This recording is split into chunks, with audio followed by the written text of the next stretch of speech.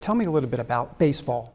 Well, I think, Ted Williams, when he got inducted to the Hall of Fame, said baseball gives every American boy a chance to succeed. And I think there's something to that. There's so many different places that you need to have on a baseball team, and there's different skills that are required. So some people can be a pitcher, some people can be a middle infielder, some people can be a catcher. And so I think that there's kind of a place for everybody on a baseball team if you're willing to work hard, if you're willing to practice, and if you're willing to hone your skills. So I kind of thought it was always a very democratic game, a very meritocratic game, whereas I kind of viewed like basketball as like, these guys are just freaks of nature. They're just like the incredible athletes. In baseball, you have some guys that might not necessarily be the best athlete, but maybe they've got, that slider that nobody can hit, or they have the skills that allow them to compete at the highest level. Ron DeSantis used the dog whistles in an interview with CBN, which was founded by this guy. The people of color have to rise up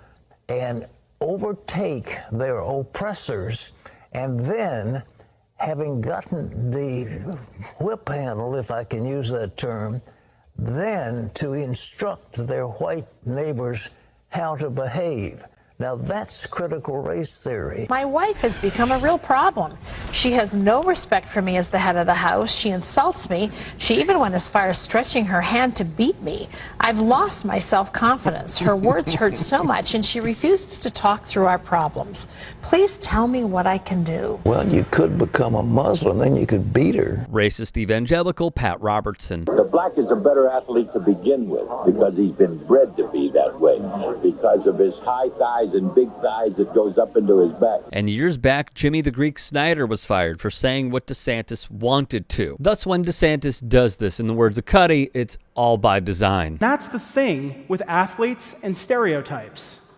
If you're white, regardless of the sport, you're often talked about in terms of intelligence or effort or how great of a leader you are.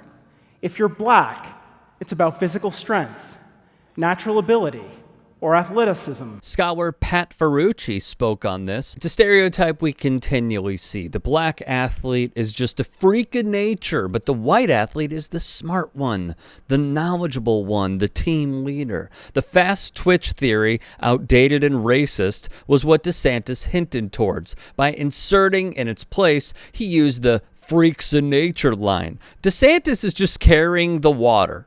All right, it's no shock he is talking about a predominantly white sport with such glowing praise, while the NBA at over 70% black gets the old tropes. To add on to it, the NBA received an A+ for racial hiring practices and a B+ for gender hiring practices, scoring an A overall, as reported in the 2022 NBA Racial and Gender Report Card, which goes against DeSantis' whole campaign. As Mike Freeman would write of the presidential hopeful, DeSantis knows all of this, but he must play dumb for a base that likes to see black Americans denigrated. And make no mistake, DeSantis bringing up the NBA when not asked about it was strategic.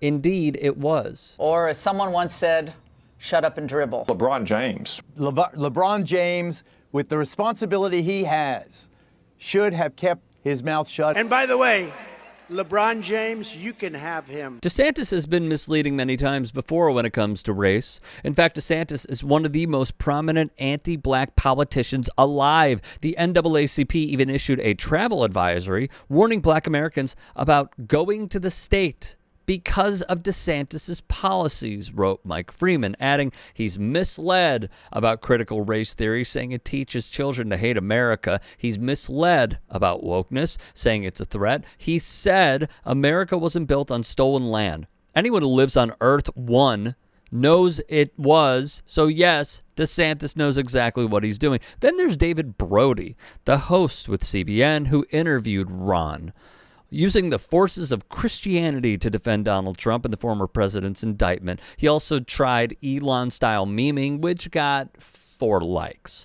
Most people think DeSantis has no chance of winning the GOP primary, but if he manages to work his gender bias, racial insensitivity, and logical inconsistency in every question he answers, he's likely to bolster his image among Republican voters as he campaigns for the presidency.